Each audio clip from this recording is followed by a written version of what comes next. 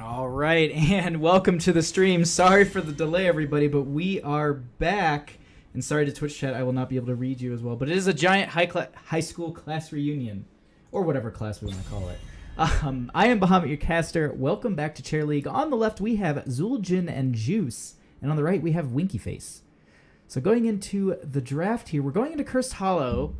It looks like they're gonna go ahead and hover a Tassadar ban. And I guess if they are leaning into some sort of Zeratul or some sort of stealthy, that is a useful hero to ban out, as well as if you are, if you know maybe someone's going to run like a Vala Tassadar combo, and Tassadar does also provide very good vision. First ban worthy, though, that's what they think on the side of... I just scared the crap out of my dog, sorry. That's what they think on the side of Winky Face, but on the side of Zul'jin and Juice... the counter ban here, if they're not going to take it themselves or they feel threatened by it, definitely Dahaka is what I would be looking to ban out in this situation, mostly because of the fact of that global threat. But they're going to go ahead and ban out Uther, limiting that here support pool a little bit further. Now, on the side of Winky Face, I do believe that the first pick would be a Dahaka. That's what I would be taking. And that's exactly it. And the reason Dahaka is just such a useful person is this is just a huge map. So to have Dahaka on your team and that first pick, it's viable for that slot because of the fact of just the lane push he provides, the global threat he offers, the Apex Predator at 20, so he's almost like everywhere on the map at once, seemingly. And then it also being Cursed Hollow, the rotations he can make later to the tribute fights are extremely impactful. If he's pushing a wave up into a gate, he can then just burrow into the enemy team.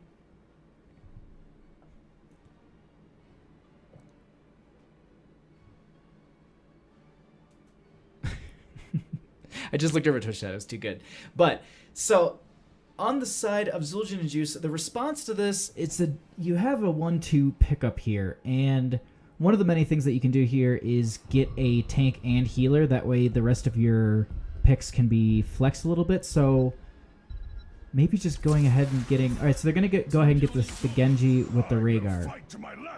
And so Genji is actually a strong first pick here because of the fact of his high mobility, his poke that he brings to the tribute fights, as well as the Dragon Blade just diving in and doing so much damage. And the resets he gets off of his dash, too. Those can be very impactful for just... closing in that extra kill. And then Rhaegar just all around, since Uther is not picked up, Rhaegar is an extremely good pickup due to the fact that he has the Ancestral Healing that he can pick up at 10, which will basically be a second health bar to anybody he can land it on. Now, there is that cast animation that does have to go through, so if you get that kill in time, you know, kudos to you. Hi, no-name person. I see you in chat. So with this Dahaka, though, on the side of Winky Face, they could go ahead and get a strong healer assassin combo. The Uther's gone. Tassadar's banned out. They could just go for a Vala Ariel here. It would provide a lot of sustain during the tribute fights because the Ariel doesn't need to rely so much on mana. She can rely on the hope, and as long as Vala's alive, she can generate that hope. But they're actually go for the Malfurion and the Zul, so they're creating... They've got a lot of lane push on this side of Winky Face, and Malfurion does provide a very good tool to the tribute fights because of the fact that he has the roots and the Moonburn for the poke. So now we're going to be going into... We'll be going into our second ban phase here.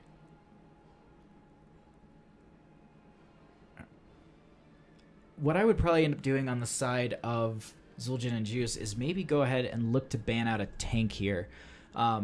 Typically with the Malfurion and the Dahaka, you tend to see the Stitches because the hook combos really well into them. And then with the Zul as well, the Bone Prison that he can provide, it's just more lockdown. So if they're not going to be picking it up here themselves, banning out these Stitches would be really strong. As well as banning out Arthas, that's just another option if they do plan to take the Stitches. New But follower detected. well, thank you so much for the follow. Am I in the right? I'm sorry, I'm in the wrong scene. I was wondering why the follow was so small. All right, so they're going to go ahead and actually ban out the Chromie here. And now Chromie does pair well into this team because of the drag, the roots. She can really provide a lot of artillery onto some of these engagements at the tribute. And I keep bringing that up because it's one of the main points. It's a very important part of this map mechanic is that you need to be able to fight on the tribute, but you also need to be able to create push in the lanes and begin to have that pressure. Now the Zul and the Dahaka are really strong here. They're actually looking to ban out the Abathur. That's interesting. They're going to ban out the Abathur, and Abathur does have a place on this map. He works very well here. I don't know if it'd be worth banning. Well, it's one of those things. Like I guess if you know they have a good Abathur player, it's worth targeting someone out for that. But they're going to go ahead and get the Greymane, who's a strong solo laner and as well provides a very good fight in these tribute collection times. Now I'm just trying to think though. So they're going to go ahead and need to pick up at least a tank with this, and then they're going to need just some sort of damage with this as well. They want to be able to capitalize on the drag and the roots and the bone prism. So I honestly think that a Stitches and a Vala work really well in this composition because that way you can take the Rain of Vengeance and you've just got so much lockdown on the side of Winky Face. Because the Greymane is going to have to dive in to do a lot of his damage, and they do have the Ancestral, but if you lock that person down, they won't be able to, they're going to be a lot safer about their dives in the future with all of the CC on the side of Winky Face. But that's what I'm thinking. Stitches and Vala. It's actually going to be Arthas and Lunara. And so these are the reason I was saying for Stitches is the hook combos well with the Dahaka and the Malfurion and the Zul with the Bone Prison and everything. But Arthas works really well here because he's a strong solo laner. He also provides the roots in a fight that are extremely useful, and he does have the self-sustain of the Army of the Undead. And Lunara provides a lot of poke damage from that backline, as well as a lot of damage over time, and that actually is something that Genji struggles against. Now, the Rhaegar should be able to heal through that, but towards the late game, I do believe that's going to be an issue. But, nonetheless, we'll be going into our first game here. Somehow, no-name person in chat knew it was going to be an Abathur pick. I'll have to bug him about that later. But here we go into our first game on Cursed Hollow. So, on the left-hand side, we have Zul'jin and Juice with Himo Santiago on Rhaegar, Kurt Dog on Tyrael, Ben on Greymane, Unaverted on Genji, and Tofuts on Anub'arak. On the right-hand side, we have Winky Face with Brickhouse on Malfurion, Windstorm on Arthas, Genzors on Dahaka, Leviathan on Lunara, and Sojino on Zul. So I'm curious to see on the side of Winky Face how they're going to be setting up their lanes. I would assume that they maybe do the Dahaka in top, Zul in bottom, and then you just run a 3-man in mid. Prepare yourself for battle, heroes. Nonetheless, I guess you would also... Would you run the Rhaegar Greymane solo and then do a Tyrael Anub'arak? No. The Tyrael's going to be solo laning probably. And you have the Rhaegar, Genji, and Anub'arak together. So just taking a peek at some of these first level talents. Doesn't look like anything too out of the ordinary. I'm curious to see which direction Zul's going to be heading in. I found that the W build tends to work the best. He's actually going to be going into the Backlash at level 1. Anub'arak is holding his first level, but I wouldn't be... Well, I was going to say I wouldn't be too surprised if it's Nubarian Armor, but it's actually going to be the Regen Globe talent. The cheese is out, and this is going to be our first game of the evening. And we're just going to have a lot of posturing. Dahaka already went up to top. We do have the Arthas kind of positioned in this tree line for a potential gank, but it looks like everyone's playing extremely safe until the minion wave comes up. Looks like we are going to have the Tyrael chasing away the Arthas. He will just go straight into bottom. Go ahead and soak that lane up. Greymane will be going into Dahaka in top. So actually, so it's going to be reversed. They're going to be actually running the Zul in mid and the Arthas in bottom up against that Tyrael. We're going to be... I'm going to try and keep a good eye on everyone's health bar just to see so we don't miss any deaths here. But at this point, mid lane is going to be where all our action is, as much as there could be. But really, at this point, they're going to be working towards their fours, playing probably relatively safe unless they can get a gank onto one of the members. But until they can do that, and until the curse pops up in about a minute, they're going to be just realistically just looking to soak as much as they can and not die at all. And we do have the Zul rotating into bottom at this point to push up a little bit more, giving Arthas a little bit more breathing room against this Tyrael. We're actually having in top, the Genji is hiding behind this wall. The Greymane will provide the vision that he needs. But it looks like he will... Nope, he's going to hop over the wall. He jumps into the bush. Does he? He does not. The Greymane actually didn't dive in on him. So that's just going to be a Dahaka who's forced back behind his gate. In bottom, we do have the Arthas pushing up against this Tyrael a little bit. He will have to take that well. But he will get right back in with the Eldruin Smite.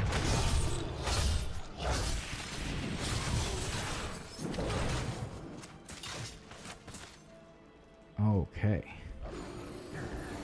So with this, at about 2:15, the tribute should be coming up quite soon. The level 4s are here. Sorry, I was trying to get a little bit of water before the first engagement happens. But we will be having this camp over here picked up in bottom for Winky Face, as well as the camp in top left on the side of Zul'jin and Juice, excuse me. We do have Anub'arak and Rhaegar diving into this Zul. Will he be able to get away? Do they get another auto? No, they don't. So that is going to be the Zul getting away. He will be able to tap the well, so he'll just rotate the long way around with his healer into this tribute. Now, the Arthas and the Tyrael are still in bottom, and I wouldn't be surprised to see them stay. It actually looks like Arthas is going to be down there still as well. It looks like there's going to be a small engage onto this Malfurion over here, who does get the roots, but this body blocking from the Anub'arak will provide the first kill of the game, going over to Zul'jin and Juice.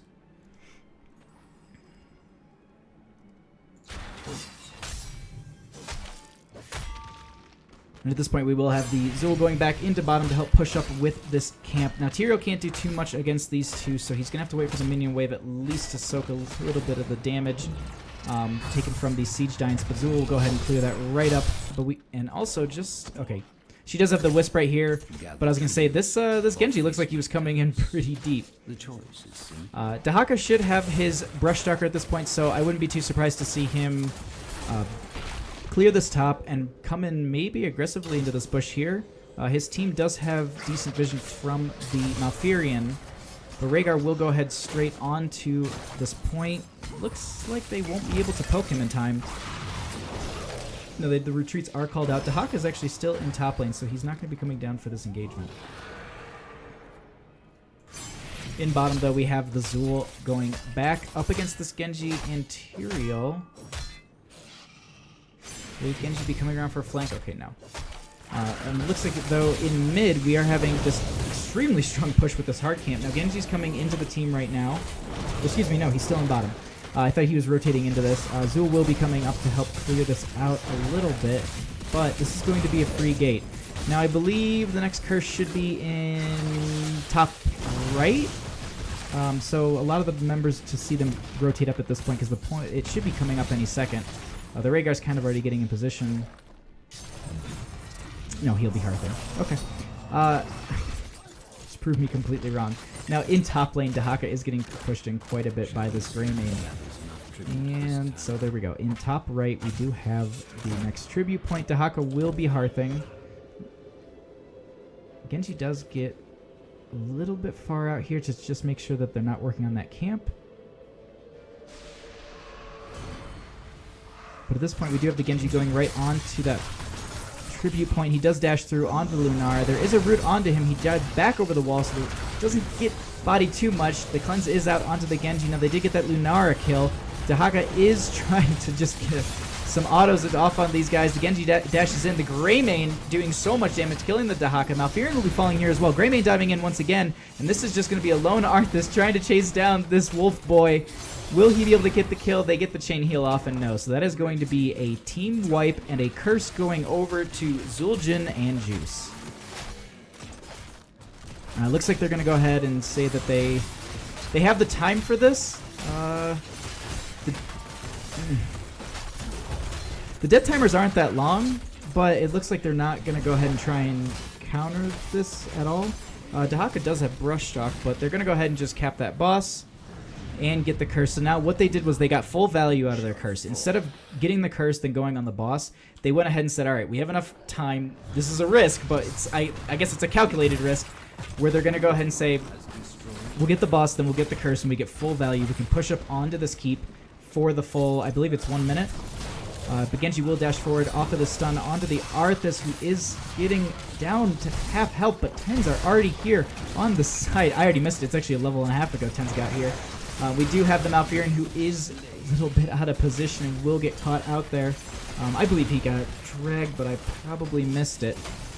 We do have the Lunar getting dived upon, and this looks like it is going to be the first keep of the game going over to Zul'jin and Juice. Now the death timers are quite low, but they do have a full health boss pushing onto the core. So at this point, it's just Winky Face has played extremely safe. They need their Tens for this fight. They are fighting under the core, but it is during a curse period, so the mini waves won't do anything when they do pop. Arthas will be falling here. The Zul just getting body blocked a little bit, but he will be getting out safely. Now, Arthas is the only one down. They are fighting under their core, but the Sanctification comes out, and that'll be GG's first game going over to Zul'jin and Juice. All right, and we are going to set up the next lobby, and we will be right back.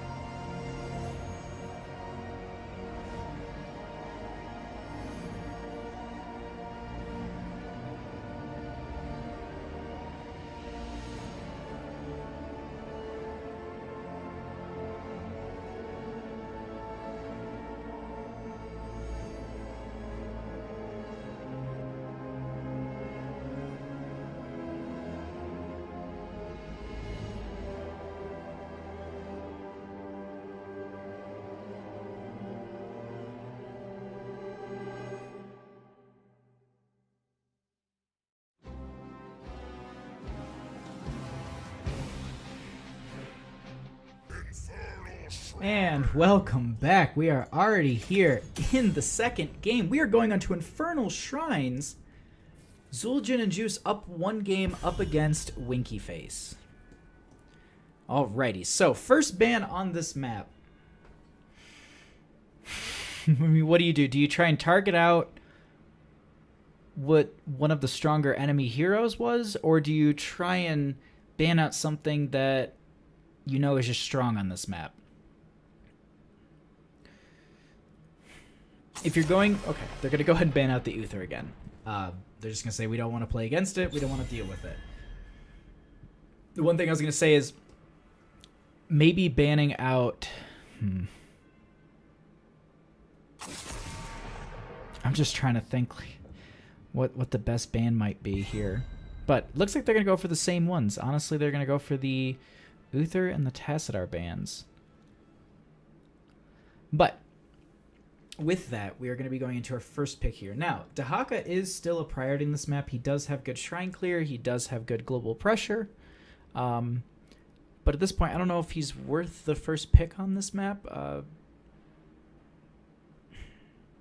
Genji seemed to work out really well for them, and I honestly think that they should just go ahead and lock that in once again. The Genji plays were damaging and crippling, I would say. He was always around on the map to catch that extra kill. And he did exactly that. I mean, that's the good Genji just basically he'd dive in and he knew that he could burst the target down quick enough and then he'd also have an out. But that's what I would go with. Honestly, first pick, the Genji here, not bad, but they're going to go ahead and get the Greymane. And I guess locking in the Greymane would be a stronger choice than the Genji. Greymane does provide better shrine clear than Genji does, as well as he's a better solo laner in so many ways. So prioritizing this Greymane is a pretty good idea. Now, I don't know if they will, but they could go into Cho'Gall here. Either team realistically, because Cho'Gall works on and just kind of talking to like high level players and learning from them like why certain picks work on certain maps. Like one of the reasons Cho'Gall works on specific maps is because it's like a lot of there's a you gotta fight me at this point mechanic, and that's where Cho'Gall really explodes, because if you have to fight them over an objective, that's two bodies double. It's just so much damage. You pair that well with the Ariel. To be honest, on the side of Winky Face, like, why not? It's not a horrendous pick. Well, I guess, actually, excuse me, let me correct myself. Into a Genji, not a Genji, into a Greymane, it's not the best pick because of the fact that you do have Curse Bullet, which is half his health. You can pick up the Rhaegar to just go ahead and mitigate that. You're just really just fighting an uphill battle. So I retract that statement. But they're going to go ahead and pick up the Ariel and the Gul'dan here. And the Ariel and the Gul'dan are extremely strong on this map because they pair well together. He does fill her hope bar quite quickly, and also he provides good clear on the shrines as well as good wave clear. So with that though, the Greymane's locked in. They could go ahead and get their support and their tank and then flex off of their last two rules. Because Stitches, and I keep harping on this, but like Stitches overall, I think is just a well-rounded tank, and he works well, on almost every map. And with the Greymane, I think it would work well, as well as the Shrine Clear too. But they're gonna go ahead and lock down that Anubarak with the Rhaegar. Now I see why they did that too. I guess the Anubarak would be locked in at this point over the Stitches because of the Nubarian armor at 1. I believe Stitches has a spell block at 1, but if you don't really go into the slam build, that seems to hinder his kit way too much, so it's just one of those things like... It makes more sense to take that Anubarak into a Gul'dan, looking at it draft-wise. So going into our second ban phase, on the side of Winky Face, they're going to look to ban out that Genji, and I talked a little bit about it at the start of this draft, about why they should pick it up, but honestly, on the side of Zul'jin and Juice, if I'm remembering correctly, I believe this is pretty much their same draft, just in a different order. Slightly different order. Because I think they got like Genji, and then they did Greymane Rhaegar, and then they did Anubarak something. I can't remember. I apologize. But they're going to be looking to ban something out here, and they're going to go ahead and ban out the Arthas. And now Arthas is a strong ban because he works well on the shrines. He's a strong Shriner, and we know that one of the members on Winky Face played them last time, so if they did feel threatened by that Arthas play, they can definitely ban it out and say, you know what, if this is a strong hero for your tank player, sorry, like, you're gonna have to play something else. Which then maybe I can just say, like, someone will just get stitches. He might, I don't know if he would synergize very well with the Gul'dan and the Ariel. The displacement you get from the Ariel is really strong here, but instead of doing a Stitches, maybe they just look into doing the Diablo. Diablo is really, really strong on the... And I keep talking about the shrines, but that's just an important aspect of this map. Fighting there... Okay, so they're going to go ahead and pick up the Diablo with the Zul. And the reason I'm talking about Diablo is just he has on those shrines, he has so many of those tight corridors that he can shadow charge people into, which will just, you know, it's that stun, then you have the overpower, and you then have the Gul'dan to clean up a little bit. I'm just trying to look at their comp now. I'm thinking like Sonya would be okay here, but maybe just getting... I'm just not sure if maybe you just pair something else with the Ariel, or if you just go for a strong Sonya. Because she does well in the shrines, she solo lanes. They currently have...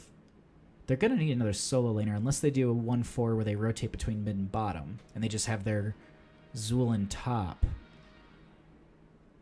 But if they pick up the Sonya, then they can split up in the lanes a little bit, and they don't have to do the rotations. And I didn't mention this at all. Like, the Kerrigan and the D.Va, those are just amazing picks. The Kerrigan cleans up on Shrine. D.Va provides a lot of zoning with her mech. They're going to go ahead and get the Zarya with this. The shielding that's provided to the Gul'dan would be really beneficial, as well as the Diablo, who would be, if he's going in for Shadow Charge, he gets shielded, that mitigates some of the damage, as well as buffs up Zarya, then she comes in and she can, stronger beam, do more damage. I don't know who to give it to at this point. Winky Face is a really, really interesting comp, and I like where it's going, and I'm curious to see how it's going to be played. But for Shrine-wise, I feel like Zul'jin and Juice just have a stronger Shrine fight and Shrine clear. There's a lot of variables on the side of Winky Face, but let's go ahead and introduce our teams here. On the left-hand side, we have Zul'jin and Juice with Hemo Santiago on Rhaegar, Ben on Greymane, Tofots on Anub'arak, Unaverted on Kerrigan, and Kurt Dog on D.Va. On the right-hand side, we have Winky Face with Brickhouse on Ariel, Windstorm on Diablo, Genzors on Zul, Leviathan on Zarya, and Spojoy on Gul'dan. Sorry for messing up your name. I panicked at the last second because the timer was starting to go down.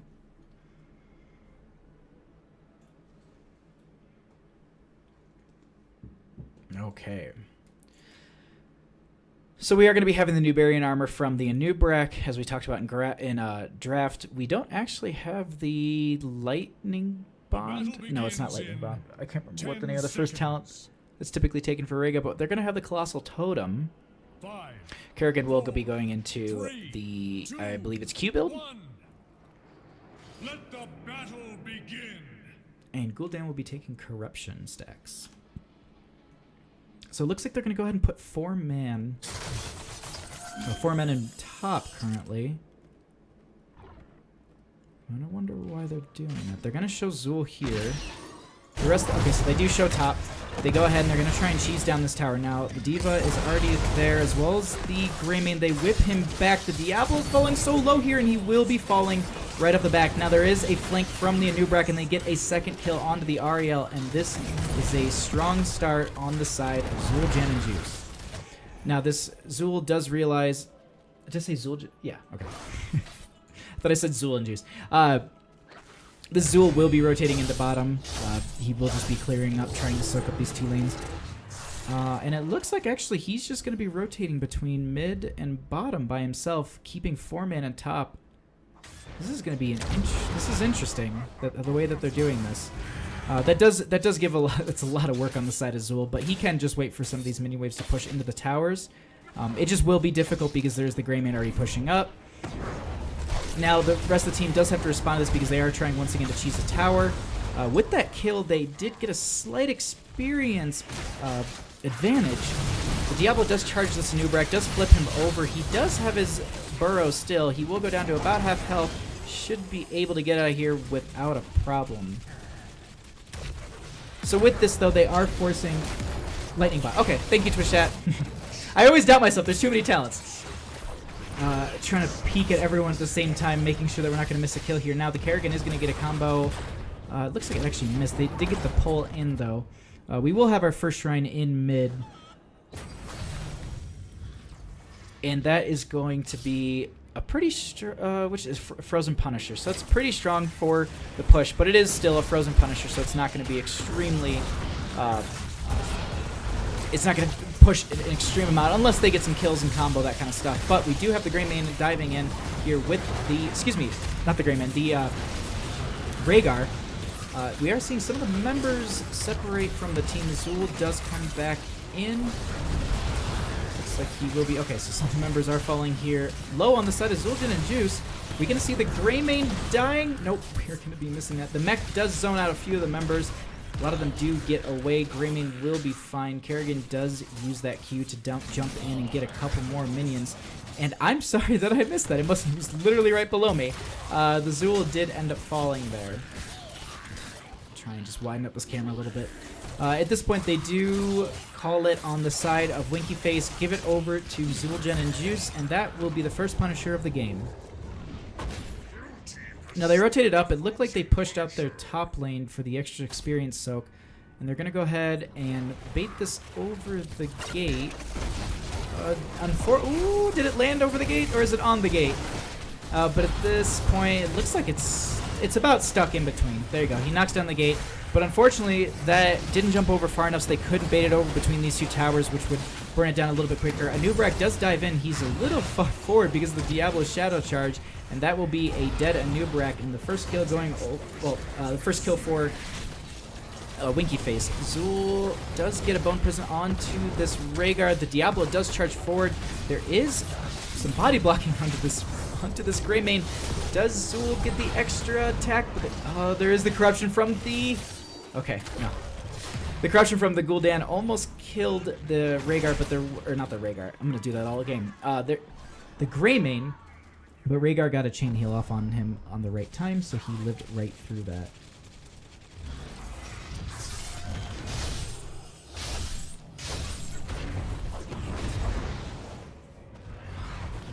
Sorry, we'll be utilizing that tower to build up a little bit of her shields, and they're going to go ahead and aggress onto this really hard, actually. Greymane is going ahead and getting that camp in the bottom left. We do have the Rhaegar working on the camp down there in the bottom left, I guess. So they've spread themselves out a little bit here on the side of Zul'jin and Juice, but at the same time, they are getting a lot of lane push. They did lose a little bit of their gate and top. Anubrak does get the juke, maybe? Wow. Okay, I apologize for the Zul death, but the Anubrak juke was extremely good there. I would have never thought to do that.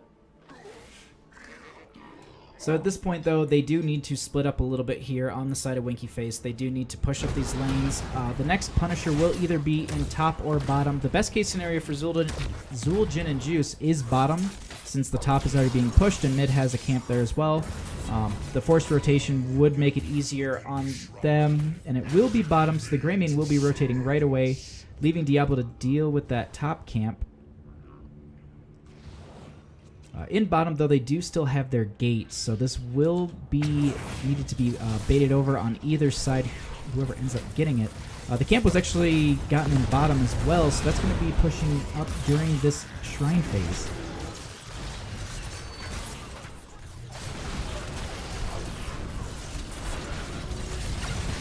Alright. Greymane is going to be diving under a couple members here that are starting to get really low, and Zul will be falling as well. The Ariel was on the other side of the shrine point. Not able to heal some of the members. Gul'dan will be falling here as well, and that is going to be an Ariel too. The Nubrak providing the body blocking so that Diablo couldn't get out, and that is going to be a 5-man wipe before this Punisher starts. And that still has the top, mid, and bottom camp currently pushing up. Greymane is a Worgen, so I shouldn't confuse the two because it's like apples and oranges. Like, I can't even. That's so rude of me to think of that. So at this point, we do have 11s to 7. We do have to go for the throat, Bloodlust, the Locust Swarm, Maelstrom, and I believe it's Bunny Hop. No, it's Pew Pew or Big Shot. I was trying to remember everything without sneaking a peek at it. At this point, we do have the Zul in top, the Diablo in mid. They are showing in the lane. With this Punisher currently coming in to the team, we should see... Okay, so Zul back. They are getting ready to defend this keep. The Punisher is baited over towards this other keep, but there's so much lockdown onto the Zul. He will be falling here. Kerrigan using that Maelstrom to just deal so much damage. She gets a combo onto the Ariel, and that is going to be a double kill. But unfortunately, they cannot aggress onto the core because they still need to destroy this keep first. So that will buy them a little bit of time on the side of Wikiface for that Zul and that Ariel to get back up. So Zul will actually be getting up right now. Ariel, if they do... Are they going to be able to try and end this? They do have all their members up. They don't have 10s yet. They go straight onto the Ariel. They're zoning them back up into their core. Gul'dan gets out alive. There is a zoning from the mech, which actually pushes Diablo right back into the core. But at this point, we have a lot of the members. Actually, we have the Nubrak falling here. Rhaegar is falling low himself. He's taking a lot of these core shots. He will be falling as well. And that is going to be a full retreat on the side of Zul'jin Juice. They do get the Graviton Surge, and they get 2 of the members caught here. Now, the Kerrigan is getting focused down. She has no mana. I don't think she'll be able to get out of this alive. Diva does lose her mech. She does have Pew. She does, I think, hit everyone with it. She gets... Okay, nope. She's dead. So with that, they are going to be able to push this back a little bit. They can get closer to their 13s because they're only about a level and a half away. So the next Shrine fight will be an even fight, and it will be pushing into that top. So... it's going to be beneficial on the side of Zul'jin and Juice because they can just aggress that bottom lane up a little bit, or I guess push that bottom lane up a little bit, and that will put pressure for the rest of the team to have to go back and clear that from the catapults going into the core. Because I would assume the next Punisher would be top. There's a percentage that it can be randomized still, but top lane is the mathematical probability since it's already been mid and bottom.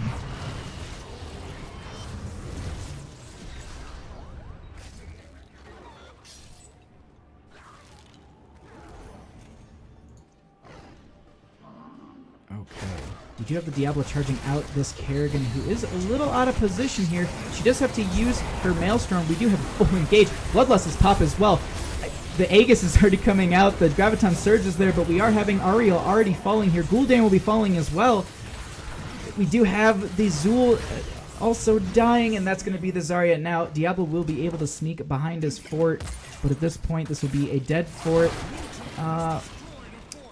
I don't know if they're going to be aggressing onto a keep at this point or if they're just going to wait for the Punisher. Top lane is currently being pushed in by that hard camp, so they do have the pressure there. Bottom is being cleared. Actually, there was a siege camp that just got cleared up, but I believe the catapult, which there's 3 or 4 down there. So with this is going to be nearing 16 on the side of Zul'jin and Juice before this next Punisher phase. Excuse me, it already happened, and Kerrigan's already there soloing it by just ravaging from person to person. Just take a quick peek. She's literally just going to queue from person to person and just clear this out so quickly. We do have a disengage waiting for that Punisher to be walking down mid. Top did get a fort down from that hard camp. There's an aggressive... Okay. Ooh, what are you doing, the Nubrak? No. He's going to get Shadow Charge, but the Diva comes in from behind. They're actually zoning the Diablo away from the Ariel. The Crystal Aegis will get put onto him, but unfortunately he will not be able to get out of there. He does have the souls to come right back, so he is going to be up in now. He also has Apocalypse, so that is going to be an extremely useful tool for them in this engagement. I'm just looking at some of the map stuff. It looks like they're going to go ahead, get this top camp, and time it out with the Punisher that Kerrigan's going to be finishing in a second.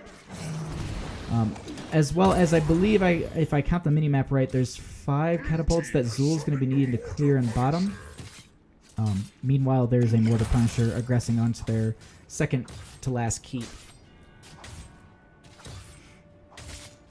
So Zul will actually be coming back up into the team. They're going to let that bottom lane push up a little bit further. Diablo does bait the jump over towards this keep. They're going to try and pull it over by the core. The Nubrak is actually going to dive in extremely deep, get a stun, and start to zone some of these guys out from dealing too much damage to the Punisher. Some of the ranged people can. Another jump comes out, gets 3 of the members. I wonder if they're going to try and capitalize on the side of Zul'jin and Juice. They do get the mech, but it gets blown up. The Graviton Surge comes out on a few members, but that is going to be the core falling. GG, well played. Second game going over to Zul'jin and Juice.